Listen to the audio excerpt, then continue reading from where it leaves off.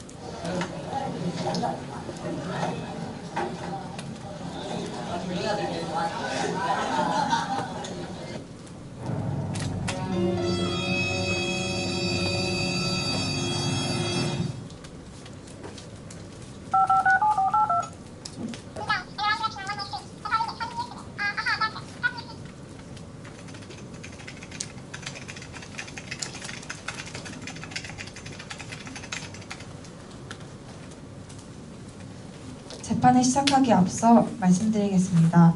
원고 임수민의 재판 중 이름은 나두순, 증인 김동근의 이름은 문재근으로 착오 없으시길 바랍니다.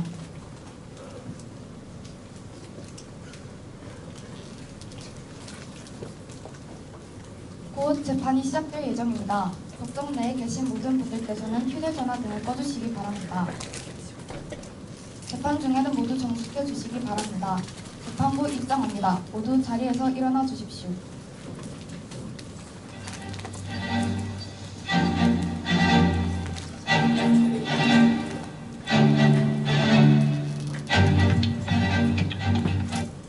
모두 자리에 앉아 주시기 바랍니다.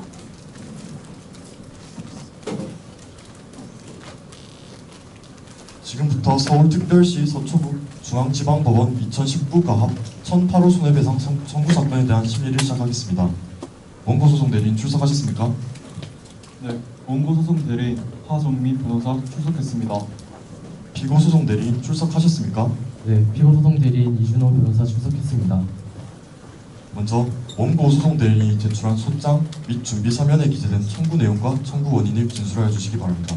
네, 원고는 아동 성범죄라는 제목으로 포항교도소에서 약 10년 동안 수감 생활을 하다 2019년 4월 14일에 출소했습니다. 하지만 출소하고 약 2달 뒤부터 피고로부터 드론으로 일상생활을 감시당하기 시작합니다. 그간 편의점 등의 편의시설을 갈 때도 드론이 원고를 감시하였고, 특히 학생들이 등하교하는 시간쯤에는 더욱 심하게 감시당하였습니다. 이러한 피고의 감시로 인해 원고는 자신의 생활이 제한받는 것 같은 심리적 압박감을 받았고, 그로 인해 정신적, 심리적 고통까지 호소하였습니다. 이에 원고 측은 민법 제750조에 의거 고의로 인한 위법 행위로 타인에게 손해를 입힌 피고에게 원고의 사생활 침해 및 정신적 손해에 대한 피해 보상금 600만 원과 피고가 드론으로 원고를 촬영한 모든 촬영물들을 삭제하고 이를 이행하지 않을 경우 50만 원을 더 청구하는 바입니다. 피고 소송 대리인 제출한 답변서의 요지를 진술하여 주십시오. 네. 피고는 중앙초등학교를 다니고 있는 4학년 아이의 학부모이자 원고와 같은 주택단지에 거주하고 있는 이웃이기도 합니다. 피고는 지난 6월 10일 성범죄자 알림이를 통하여 원고가 성범죄를 저지른 이력이 있다는 사실을 알게 되었고 그 이후부터 원고에게 이상한 점은 없는지 살펴보기 시작했습니다. 하지만 피고의 아이가 원고로부터 이상한 말을 들었다는 점을 알게 되었고 또 원고가 아이가 다니고 있는 중앙초등학교 주위를 계속 서성거리고 있는 것을 목격하게 되었습니다. 이에 위협감을 느낀 피고는 충분한 오해의 소지가 있음을 인식하고 최후의 수단으로 드론을 날려 원고를 감시하였던 것입니다. 피고의 행동은 민법 제761조 2항 급박한 위난을 피하기 위하여 부득이 타인에게 손해를 간 경우에 해당합니다. 이에 피고의 긴급 피난에 관한 위법성 조합 사유를 주장하는 바입니다. 존경하는 재판장님, 원고의 소송을 기각하여 주십시오. 원고 측과 피고 측 모두 이것으로 진술을 마치겠습니까? 네. 원고 소송 대리인 제출할 증거나 신청할 증인이 있습니까? 네.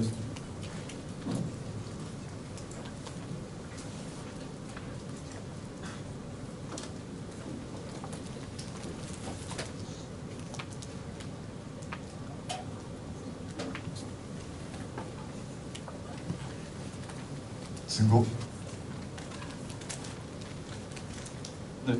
원고 측에서는 피고의 드론이 원고를 계속 따라다녔음을 증명해줄 영상, 피고의 드론에 원고의 사생활이 녹화되었음을 증명해줄 드론 영상, 심리상담사의 소견서 및 진정제, DJI 스파크사의 신제품 드론 기획서를 증거로 제출하고 현재 심리학자이자 심리상담사로 재직 중이신 최성무 씨와 DJI 스파크라는 회사에서 피고와 함께 공동개발을 진행했던 문재근 씨를 증인으로 신청합니다.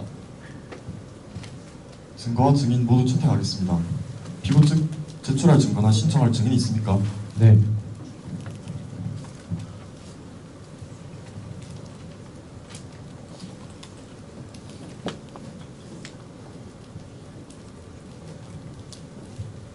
피고 측에서는 원고가 피고의 자녀가 재학 중인 중앙초등학교 주변을 서성거렸음을 증명해줄 학교 앞 8일간의 CCTV 자료, 또 원고와 피고의 자녀가 대화를 나누었음을 증명해줄 주택가의 CCTV 영상, 그리고 원고가 평소에 학교를 지나는 길의 경로와 더 가깝게 편의시설에 도착할 수 있는 길의 경로를 비교해줄 학교 근처 지역의 지도를 증거로 제출하고 중앙초등학교 4학년 교사로 재직 중인 설민석 씨를 증인으로 신청합니다. 증거와 증인 모두 채택하겠습니다. 양측은 서로 제출한 서증에 대해 더 이상 의견이나 더 신청할 증인이나 증거 있습니까? 없습니다. 이상으로 변론 준비 기일을 마치겠습니다. 변론 기일은 2019년 9월 19일 오후 3시에 108호 법정에서 진행하도록 하겠습니다. 재판부 퇴장합니다. 모두 자리에서 일어나 주십시오.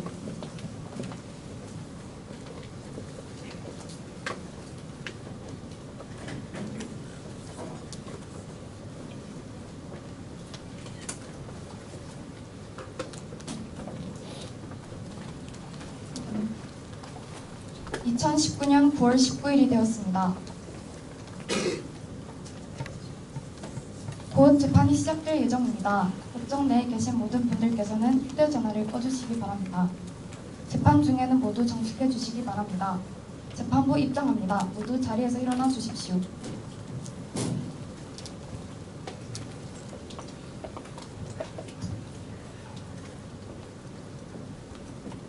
모두 자리에 앉아 주시기 바랍니다.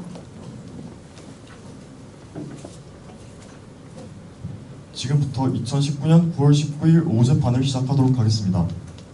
서울특별시 서초구 중앙지방법원 2019 가합 1008호 손해배상 청구 사건입니다. 원고 측 변호인, 피고 측 변호인 모두 자리에서 일어나 주십시오.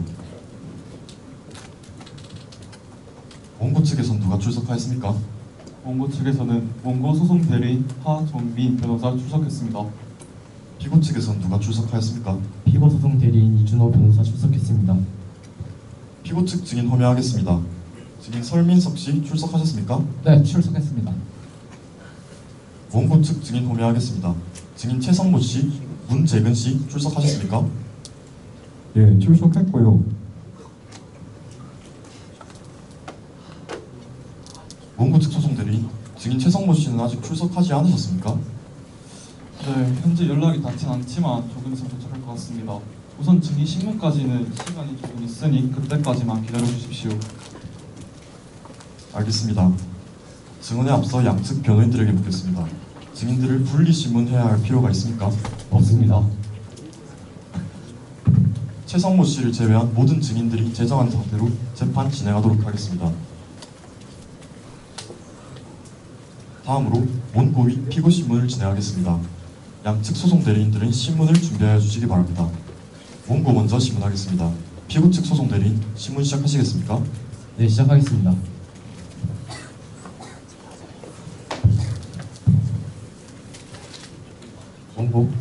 원고의 현 주소를 밝혀주십시오. 네, 저는 현재 경기도 안산시 포철구지구 경충암로 302 주택에서 거주하고 있습니다. 네, 그럼 피고와는 어떤 관계입니까? 피고와는 같은 주택 라인에 살고 있는 이웃입니다. 원고에게 전과가 있다고 들었는데 혹시 그것에 대해서 말씀해 주실 수 있습니까? 제가 10년 전에 아동 성범죄를 저질렀습니다. 하지만 지금은 크게 그렇습니다. 뉘우치고 피고는 원고의 말처럼 현재 원고의 자택 맞은편에 거주하고 있습니다. 피고와 원고는 이웃인 만큼 평소에 마주친 일이 잦았고 피고는 원고의 전과 기록과 전자발찌를 볼 때마다 늘 두려움에 떨어야 했습니다. 앞에 화면을 봐주시기 바랍니다.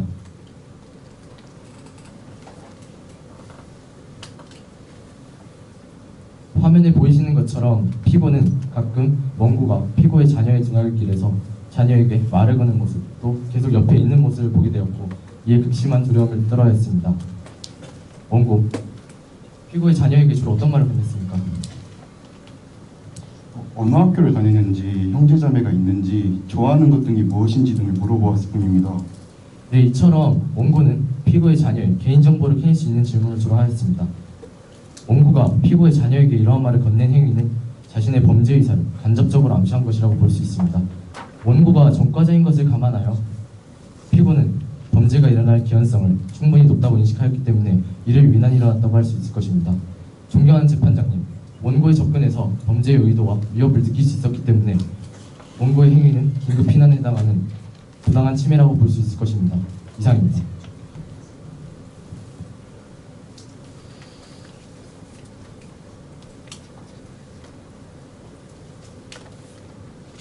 원고 측 소송 대리인 원고 신문하시겠습니까? 네, 하겠습니다.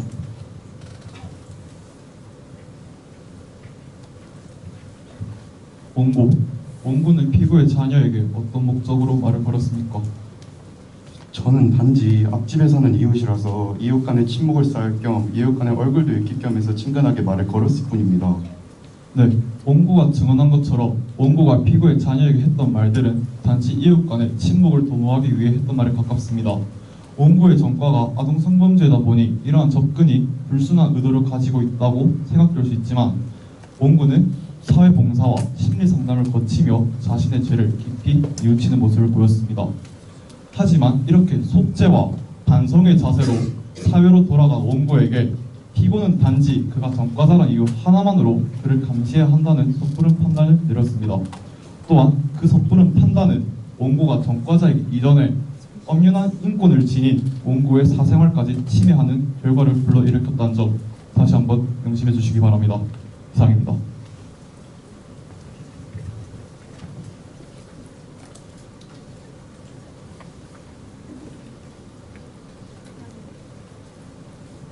양측 변호인 원고 신문 더할 것이 남았나요? 없습니다. 그럼 다음으로 피고 신문 진행하겠습니다. 원고 측 소송 대리인 신문 시작하시겠습니까? 네, 하겠습니다.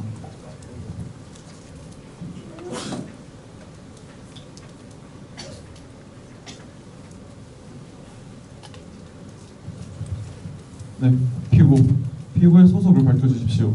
저는 이번 사건에 드론을 만든 DJI 스파크라는 회사의 드론 개발팀 팀장을 맡고 있는 이다은입니다. 피고는 드론으로 원고를 감시하셨죠?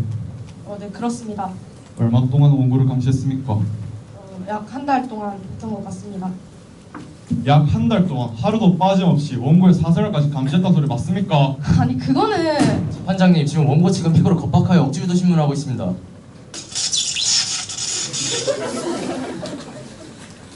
임상합니다. 원고 측 자제해 주십시오. 알겠습니다. 원고의 사생활까지도 감시했던 소리 맞으시죠? 네, 그렇습니다. 하지만 절대로 처음부터 원고를 감시하려던 것은 아니었고 오직 저희 딸이 학교나 학원을 안전하게 오가는 모습을 보기 위해 관찰했던 것뿐입니다.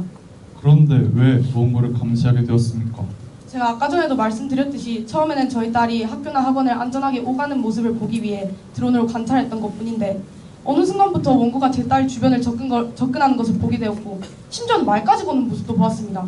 저는 부모된 마음으로 제 딸이 위험에 처할까봐 드론으로 원고를 감시했던 것뿐입니다. 그럼 단지 불안한 마음 하나 때문에 원고를 감시까지 하셨다는 말씀이신가요? 네, 그렇습니다. 이상입니다.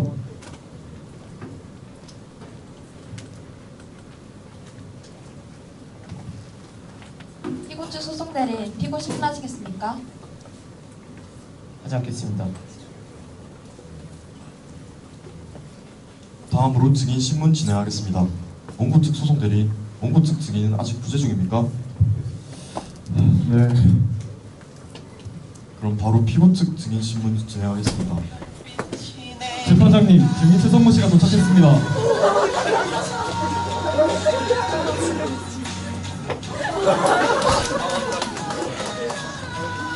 원고 측 증인 신문 진행하여 주시기 바랍니다. 증인은 앞으로 나와 선서문을 낭독해 주십시오. 서은서 본 증인은 양심에 따라 숨김과 보탬 없이 사실 그대로 말하고 만일 거짓말이 있으면 위증의 벌을 받도록 맹세합니다.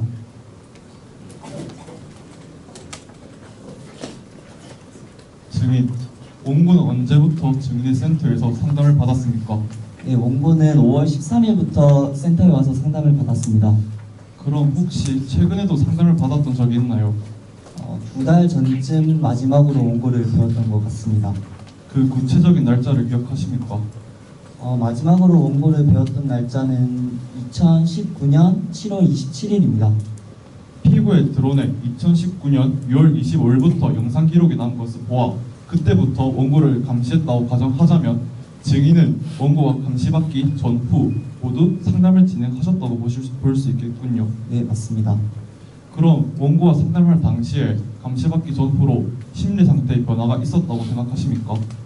원고는 사실 처음에 상담을 하러 왔을 때부터 스트레스로 인한 불안 증세와 사회 공포증을 앓고 있었는데 이는 수감 생활을 오래 하다가 출소한 지 얼마 되지 않은 사람에게 흔히 나타나는 증상이었기에 처음엔 그리 심각하게 여기지 않았습니다. 하지만 지속된 심리 치료에도 불구하고 원고의 심리 상태는 호전되지 않았습니다. 그럼 피고의 드론 감시로 인한 심리적 불안감과 압박 때문에 원고의 심리 상태가 호전되지 않았다고 볼 수 있겠군요. 꼭 그렇다고 단정 지을 수는 없지만 아마 제가 생각하기에도 그것 때문이지 않을까 싶습니다. 네, 증인이 증언한 것처럼 원고는 현재까지도 몸을 떠는 등 전형적인 불안 증세를 보이고 있습니다. 이처럼 피고의 행동은 원고에게 치명적인 심리적 피해를 주었으며 피고에게 꼭 엄중한 처벌을 물어야 할 것입니다. 이상입니다. 피고 측 반대 신문하시겠습니까? 네, 하겠습니다. 증인은 원고를 2019년 5월 13일 처음 보았다고 하셨죠? 네, 맞습니다. 증인이 증언했던 내용 중에서 오랫동안 수감 생활을 하다가 출소한 사람들이 흔히 사회 불안증이나 불안 증세를 겪는다고 말씀하셨는데 보통 어느 정도가 지나야 이걸 쉬게 됩니까? 사람마다 다르긴 한데 한 달에서 2달 정도 걸립니다. 원고는 2019년 4월 14일 날 출소하였습니다. 증인을 찾아가기 전까지 약 한 달의 기간이 있었고 증인의 말대로라면 원고가 어느 정도 심리적 안정을 되찾은 상태였어야 했는데 그럼 단지 수감 생활의 여파로 생긴 증상이 아닐 가능성이 있다는 말씀이십니까? 네, 그렇습니다. 증인, 지속적인 상담을 받았음에도 불구하고 원고의 상태가 호전되지 않았다고 말씀하셨는데 그럼 원고가 드론 때문에 더 악화되었다는 그런 증거는 없습니까? 확실한 증거는 없습니다. 증인의 말대로 원고의 상태는 과거나 현재나 큰 차이가 없습니다. 이를 통하여 원고가 피고의 드론 때문에 더욱 상태가 악화되었다는 원고 측의 주장은 옳지 않음을 알 수 있습니다. 이상입니다.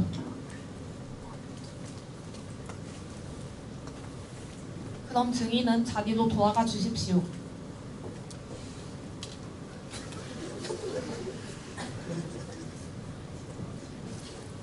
피고 측 증인 신문 요청합니다. 증인 설민석 씨입니다. 증인은 앞으로 나와 선서문을 낭독하여 주시기 바랍니다. 누가 대성 틀어? 이투스야 나. 대성물에 꺼.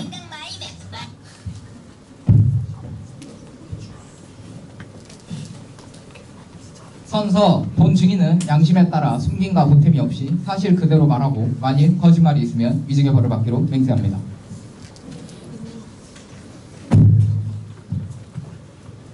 네, 증인의 수습을 밝혀주십시오. 우리 역사를 사랑하시는 국민 여러분들 안녕하십니까? 한국사 전문가 설민석입니다. 대성소속 아니에요. 이투스예요. 혹시나 궁금하신 분들 위해서 제 사진 여기 프린트해 왔고요. 보실 분들은 보셔도 됩니다. 저는 지금 중앙초등학교 4학년 1반 교사를 담임하고 있습니다. 증인, 중앙초등학교 주위에서 원고를 목격한 적이 있습니까? 네, 주로 6월에서 7월 정도 사이, 특히 학생들이 등하교하는 시간에 자주 목격하였습니다. 증인은 계속 학교 밖에만 있지는 않았을 텐데 어떻게 이렇게 자주 원고를 목격할 수 있었습니까? 사실 성범죄자 알림이로 인해 원고의 신분이 공개된 이후로 부모님들의 연락이 많이 있었습니다. 우리 아이들이 잘 귀가하고 있나 그걸 확인해달라는 요청이 많았고 저는 거기에 교통보호사를 서게 되면서 원고를 자주 목격할 수 있었습니다. 네, 그럼 혹시 중앙초등학교 주위에 있었던 원고에 대해 수상한 점은 없었습니까?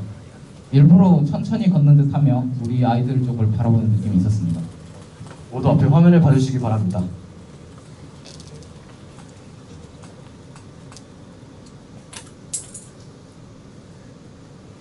증인이 증언한 바와 같이 원고는 학교를 지나갈 때 마치 아이들을 보려는 듯이 고개를 두리번 거렸고 일부러 천천히 걸으려고 하는 듯이 부자연스럽게 걷고 있는 모습을 볼 수 있었습니다. 증인, 혹시 원고가 어디로 갔는지 본 적 있습니까? 잘 기억은 안 나지만 시내 쪽으로 이어진 길이었습니다. 화면을 계속 봐주시기 바랍니다. 증인은 8일 중 6일은 날짜를 보시면 6일은 같은 경로를 향하고 있었습니다. 하지만 이 지도를 보시면 빨간색 길은 원고가 평소에 학교를 지나 시내를 향하던 길입니다. 하지만 파란색 길을 보시면 원고의 아파트에서 시내로까지 갈 수 있는 더 가까운 길의 경로가 존재했습니다. 하지만 원고는 굳이 학교를 통과하는 더 먼 경로를 선택하였습니다. 이러한 사실과 원고가 학교 근처에서 보였던 수상한 행동들은 원고에게 다른 의도가 있었음을 뒷받침하는 근거가 됩니다. 이상입니다.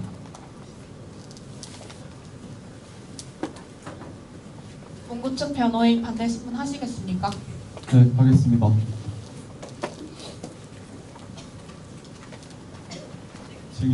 증인이 평소에 원고를 보았을 때 마치 무슨 목적을 가지고 움직이듯 천천히 그리고 부자연스럽게 걷는 것 같다고 증언하셨죠.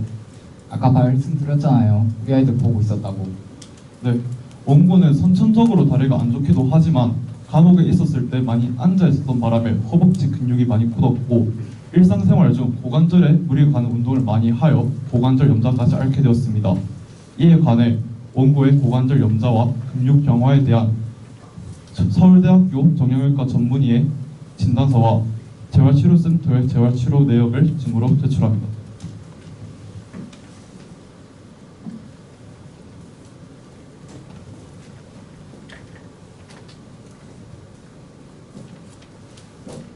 피고 측 증거 제출에 동의하십니까? 동의합니다. 인정합니다. 원고의 진단서와 재활치료 기록을 증거로 채택합니다. 네, 진단서를 보시면 원고는 걸을 때마다 고관절부의 통증을 느껴 걸음걸이가 부자연스럽고 천천히 그리고 절뚝거린다는 걸 아실 수 있습니다. 또한 이는 원고를 보는 입장에서도 걸음걸이가 부자연스럽게 느껴질 수밖에 없습니다. 또한 증인은 이런 원고의 병에 대해 알고 있었습니까? 아니 저기요 변호사님. 네? 생각을 해보세요. 우리 아이들 보고 있었다고요. 묻는 말에만 대답하십시오. 네 몰랐어요. 네. 네. 또한 원고 측에서는 최성모 씨와 원고와의 문자 내역을 증거로 제출합니다.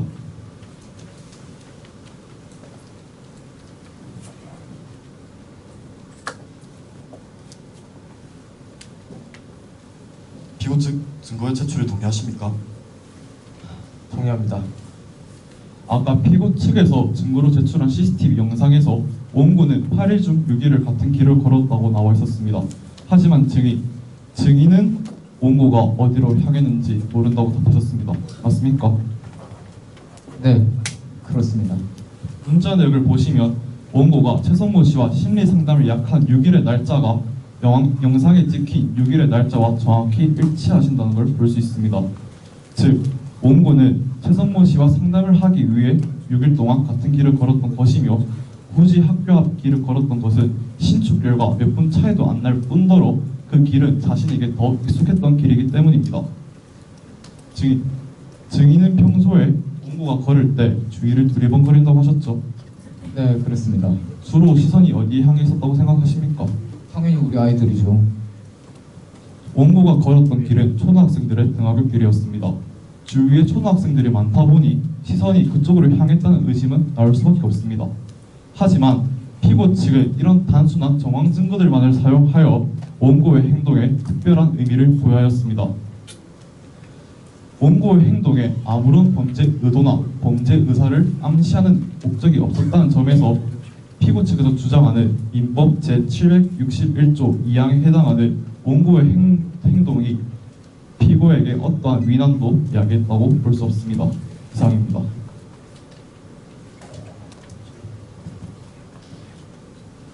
그럼 증인은 자리로 돌아가 주십시오.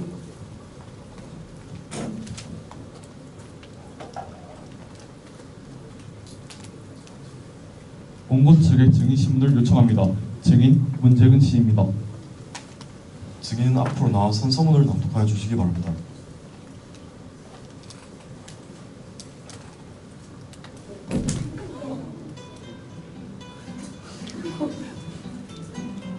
여기 꽃이 있네요.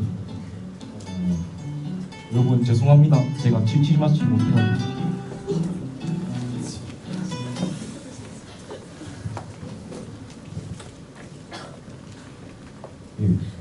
현서 본 증인은 양심에 따라 숨김과 보탬 없이 사실 그대로 말하고 만일 거짓말이 있으면 위증의 벌을 받기로 맹세합니다.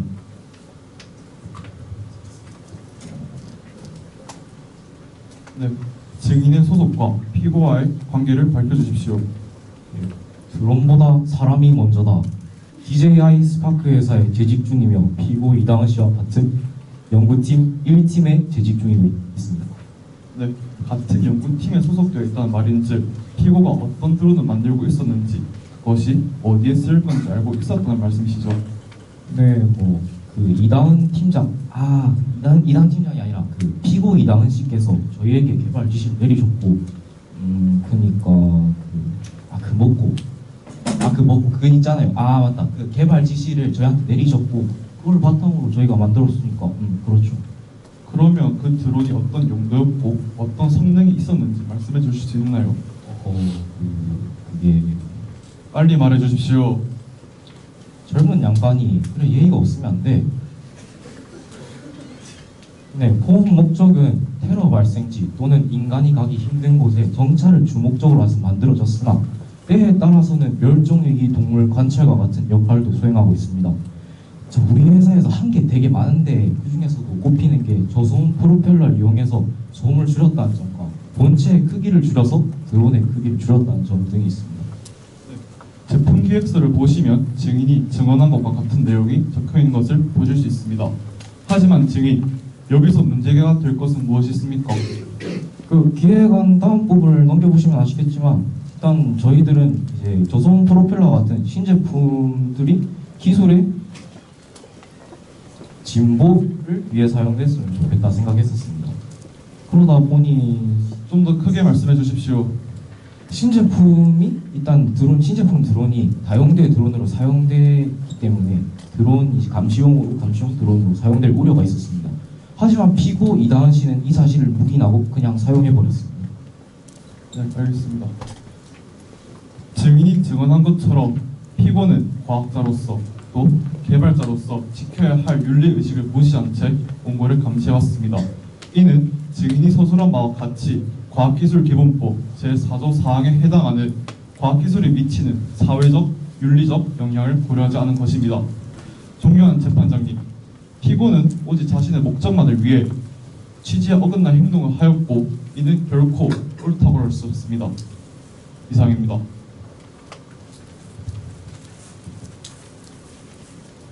측 반대 신문하시겠습니까? 잠시만요. 하지 않겠습니다. 그럼 증인은 제자리로 돌아가 주시기 바랍니다.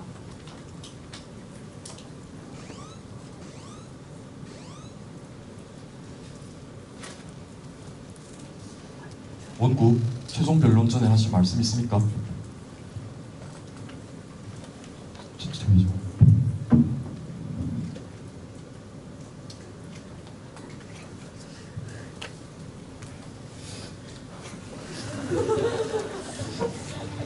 제가 10년 전에 저질렀던 그 행동은 절대 용서받지 못할 거라는 거 잘 알고 있습니다. 그래서 더욱 뉘우치고 반성하고 있었습니다. 하지만 전 정말 억울합니다. 아무런 의도가 없었는데도 단지 범죄자라는 이유 하나만으로 저는 드론으로 모든 순간순간을 감시당하는 하루를 살아야 했습니다. 너무나도 괴롭고 고통스러웠습니다. 재판장님, 부디 이 서러움을 이해해 주시기 바랍니다. 감사합니다. 피고 최종 변론 전에 하실 말씀 있습니까? 네. 원고는 비록 죄를 뉘우치고 반성하고 있다지만 원고의 전과는 심히 위험하고 그가 현재 어떤 생각을 가지고 있던 간에 저처럼 예쁜 딸을 둔 사람에게는 어쩔 수 없이 위협감과 불안감을 줍니다. 잠시만요.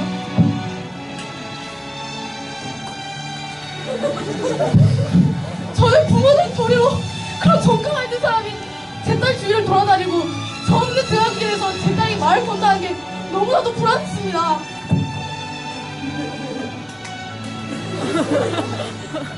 반장님, 참말로 제 딸을 지키기 위해 어쩔 수 없이 했던 행동이었습니다.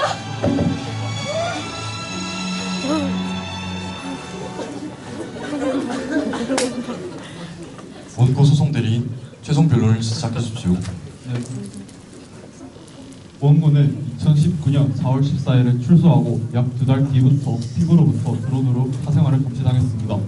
비록 원고가 전과자인 것은 사실이지만 피고는 이러한 사실 하나만으로 현재 죄를 뉘우치고자 하는 원고의 사생활을 감시하였고 이러한 이유 때문에 원고의 현재까지 불안 증세가 호전되지 않고 있습니다. 또한 피고는 자신이 과학자로서 지켜야 할 윤리의식을 무시한 채 위험성이 다분한 드론으로 원고를 감시해왔습니다.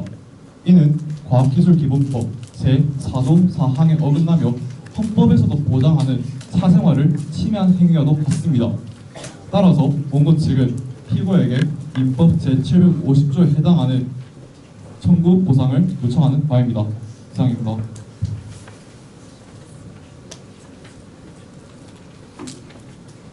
피고 소송 대리인 최종 변론을 시작해 주십시오. 네.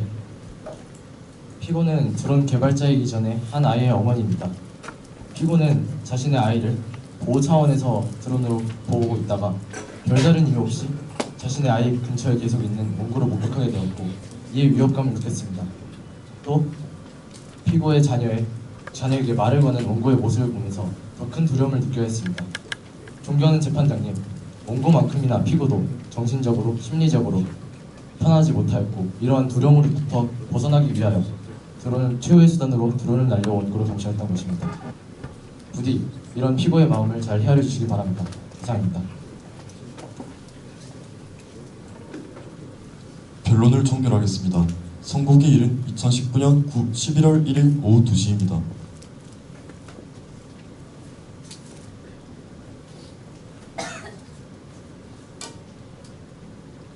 양쪽에 배심원단 분들은 1분간 마지막 협의를 거쳐 의견을 듣는 시간을 갖도록 하겠습니다. 1분간 협의 시간 가져주시기 바랍니다.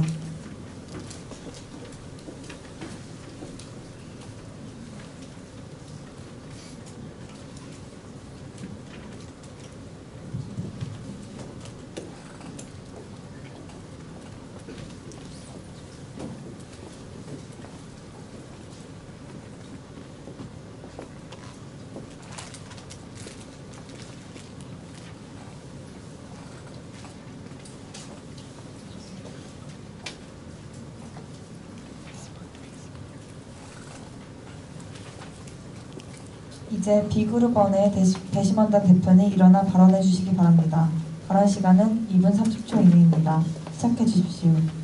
이 사건에 대한 배심원단의 주장을 전달하겠습니다. 먼저 원고의 정신적 피해 부분입니다. 하나의 엄마로서 수상한 행동을 보이는 성범죄 전과자의 행동을 감시한 것은 이해하나 아이를 감시할 때뿐만 아니라 편의시설에 갈 때조차 원고를 감시한 것은 명백한 피고의 헌법 17조를 위법한 행위입니다. 두 번째로 피고의 긴급 피난 인정 여부입니다. 전과자의 관심을 받는 것은 위험한 상황이 맞습니다. 그러나 그저 수상한 행동을 보인다는 이유만으로 원고를 감시하는 행위는 인정될 수 없습니다. 또한 전과자는 수감생활로 인한 정신적 피해 치료를 시도하는 등 참여하는 태도가 인정되며 전과자는 그저 호의를 보였을 뿐이고 직접적인 상해를 가하지 않았기 때문에 피고의 행동은 민법 제76조 2항에 해당하지 않습니다. 그러나 정신적 피해에 직접적인 물증이 없다는 피고 측의 의견도 일부 인정합니다. 따라서 본 배심원 측은 원고 측의 주장인 600만 원 중 500만 원을 지급할 것을 요청합니다. 감사합니다.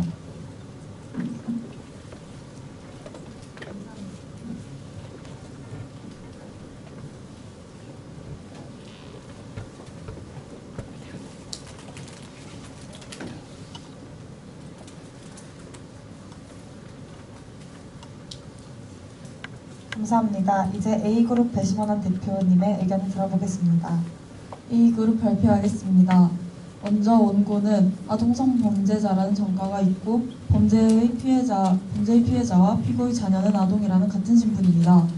그리고 선생님이 직원을 통해 학교 주변에 서성거리고 아이에게 말을 걸었음을 알 수 있었고 드론을 통한 아이의 등하굣길 관찰 보호 중 실제로 말을 걸고 고의성이 있는지 여부가 불명확한 학교 쪽으로 돌아가는 행위 등을 관찰할 수 있었습니다. 하나의 어머니로서 아이를 보호해야겠다는 마음은 누구나 이해할 수 있기에 이를 고려해야 한다고 생각합니다. 또한 전과가 있는 사람으로서 자신의 과거에 저지른 행위로 인해 다른 사람들로부터 인권을 침해받지 않으려면 자신의 행동으로 인해 다른 사람들이 불안 등과 같은 정신적 피해를 받지 않도록 해야 합니다. 이는 출소 이후에도 전과자로서 책임지고 감수해야 할 부분이라고 생각합니다. 이 두 가지 점을 고려해 판결을 내릴 것을 부탁드립니다. 이상입니다. 감사합니다. 이상으로 배심원단의 발언을 마무리하도록 하겠습니다. 다음으로는 2분 브리핑을 통해서 사건을 살펴보도록 하겠습니다.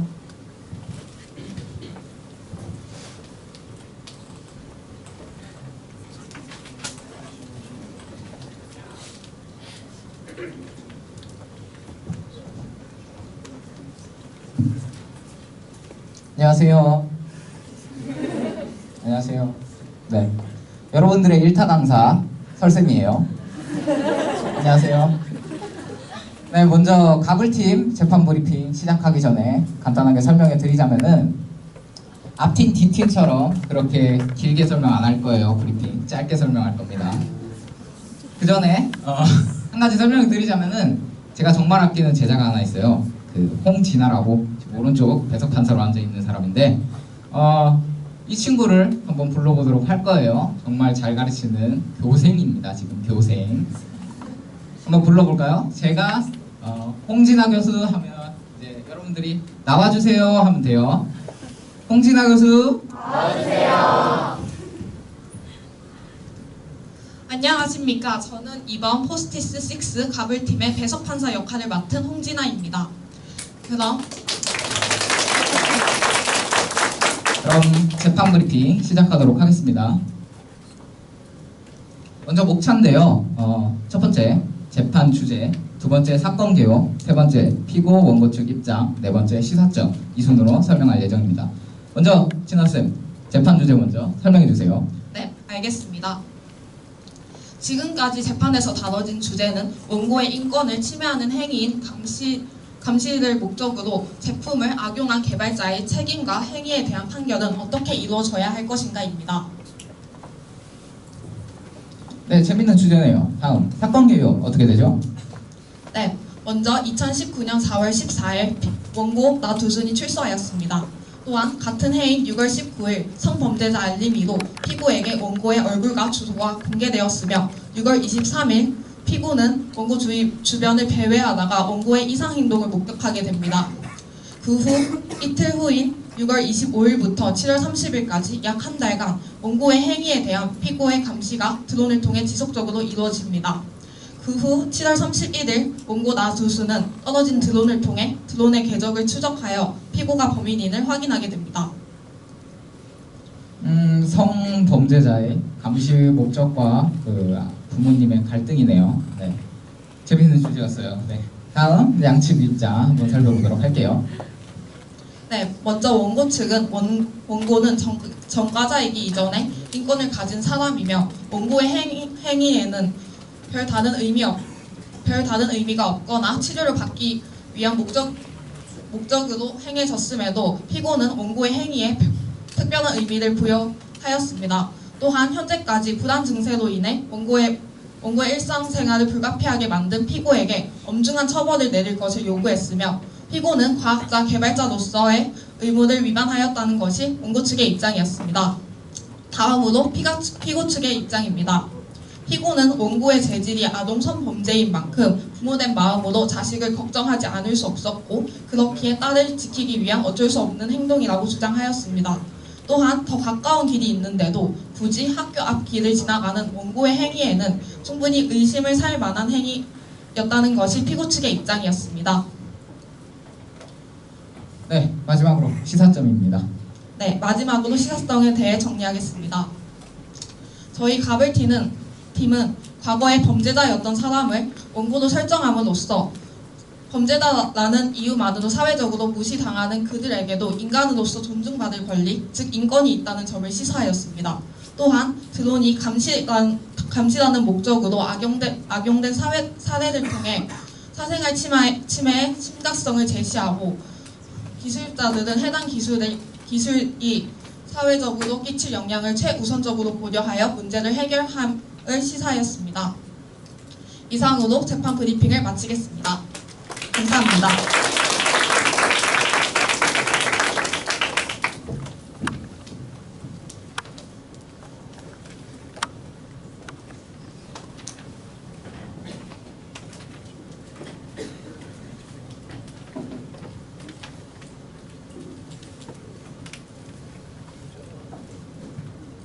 (2019년 11월 1일이) 되었습니다. 곧 재판이 시작될 예정입니다. 법정 내에 계신 모든 분들께서는 휴대전화를 꺼주시기 바랍니다. 재판 중에는 모두 정숙해 주시기 바랍니다. 재판부 입장합니다. 모두 자리에서 일어나 주십시오.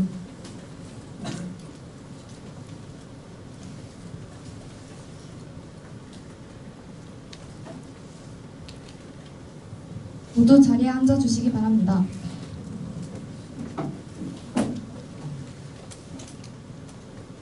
지금부터 2019년 11월 1일 오후 재판을 시작하도록 하겠습니다. 먼저 판결을 선고하겠습니다. 서울특별시 서초구 중앙지방법원 2019 가합 1008호 손해배상 청구 사건입니다. 원고 나두순 씨와 피고 이다원 씨, 그리고 양측 소송 대리인 모두 앞으로 나와주십시오.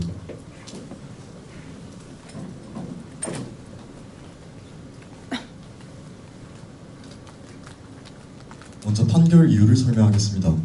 첫째, 우리 헌법 제10조와 제17조 모든 국민은 사생활의 비밀과 자유를 침해받지 아니한다를 정합하여 보면 사람은 타인의 사생활을 무단으로 침해하지 아니할 의무를 가지며 개인의 사생활의 비밀에 관한 사항은 비밀로서 보호되어야 한다. 피고는 원고의 동의 없이 그를 촬영, 밀착 감시함으로써 원고의 사생활의 비밀과 자유를 침해하였다 할 수 있다. 둘째, 사람은 누구나 자신의 얼굴, 기타 사회통념상 특정 인물을 식별할 수 있는 신체의 특징에 관하여 함부로 촬영 또는 그림 묘사되거나 공표되지 아니하여 영리적으로 이용당하지 않을 초상권을 가지는데 이러한 초상권에 대한 부당한 침해는 불법 행위를 구성한다. 피고는 원고의 동의 없이 그의 얼굴을 무단으로 촬영함으로써 원고의 초상권을 침해하였다 할 수 있다. 셋째, 과학기술기호원법 제4조 사항에 따르면 과학기술인은 과학기술이 미치는 사회적, 윤리적 영향을 고려하여 진실성 있게 과학기술 활동을 수행하여야 한다. 피고가 자신이 개발한 드론이 감시라는 사회적 윤리적으로 부적합한 용도로 쓰일 수 있음을 인지하였음에도 어떠한 대안책도 마련하지 않고 바로 시험 비행한 행위는 과학기술기본법 제4조 사항에 어긋난다. 넷째, 피고의 행위가 당시 상황에서의 부득이한 조치였다고 판단해 위법성을 조합할 경우 피고는 원고의 손해에 대해 배상할 책임이 없다. 우리 민법 제761조, 형법 제20조, 제21조, 제22조는 각각 위법성을 조합하는 근거를 밝히며 정당 방위, 긴급 비난, 정당 행위의 개념을 명시한다. 먼저 감시 행위를 원고의 권리 침해로부터의 정당한 방해 행위로 보기 위해서는 방해 행위에 대응하는 원고의 침해 행위가 임박해 있어야 하는데 감시는 침해자의 침해 의사와 관계없이 항시 행해지며 원고의 접근 자체를 침해 행위로 볼 수 없다는 점에서 정당 방위를 인정하지 않는다. 다음으로 피고의 행위를 긴급 비난으로 보기 위해서는 수단의 적합성이 충족되어야 하며 현재의 위난이 존재해야 한다. 원고의 진술을 감안할 때 학교 근처를 지나던 원고의 행위가 범죄로 이어질 개연성이 충분히 높다고 하기 어려우며 침해가 발생할 가능성이 있다는 이유만으로 원고를 감시한 피고의 행위가 그 수단이 사회상규에 비추어 적합하다 할 수 없다. 따라서 긴급 비난을 인정하지 않는다. 더불어 피고가 당시 상황에 대한 착오로 범죄가 일어날 가능성이 더 높다고 판단하는 것을 감안하더라도 범죄가 일어날 개연성이 충분히 높은 급박한 상황이 감시가 행해지던 기간 동안 지속되었다고 생각하지는 않았을 것이다. 따라서 오상 비난 역시 인정하지 않는다. 또한 범죄가 일어날 가능성이 있다는 이유만으로 원고를 감시한 피고의 행위를 사회상규에 유예되지 않는 정당한 행위로 보기 어려울 것이다. 따라서 정당 행위 역시 인정할 수 없기에 피고의 행위의 위법성은 조합될 수 없다. 피고의 감시 행위는 원고의 사생활의 비밀과 자유, 초상권을 침해하는 불법 행위로 피고는 원고가 입은 정신적 고통에 대한 위자료를 지급해야 할 것이다. 원고에 대한 피고의 촬영 및 감시 방식, 원고 정신적 손해의 정도, 감시 당시 원고의 신분과 이로 인한 피고의 불안감, 기타 이 사건 변론에 나타난 여러 가지 사정을 참작하여 원고에게 사생활 비밀 및 자유 침해로 인한 위자료를 250만 원으로 원고의 초상권 침해로 인한 위자료를 30만 원으로 정함이 상당하다. 더불어 원고의 과학기술기본법 위반에 관하여 원고의 기술직 자격을 5년간 박탈함이 상당하다. 판결 주문은 다음과 같습니다. 피고는 원고에게 280만 원의 위자료를 지급하라. 피고의 기술직 자격을 5년간 박탈한다. 소송 비용은 피고가 부담한다. 이상으로 서울특별시 서초구 중앙지방법원 2019 가압 1008호 손해배상 청구 사건에 대한 재판을 마치겠습니다.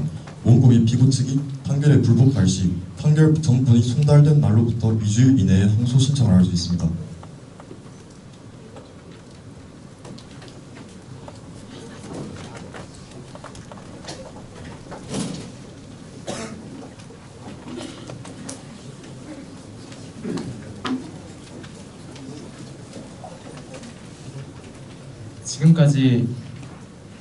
지금까지 과학기술 분야를 맡은 가벨팀의 재판이었습니다.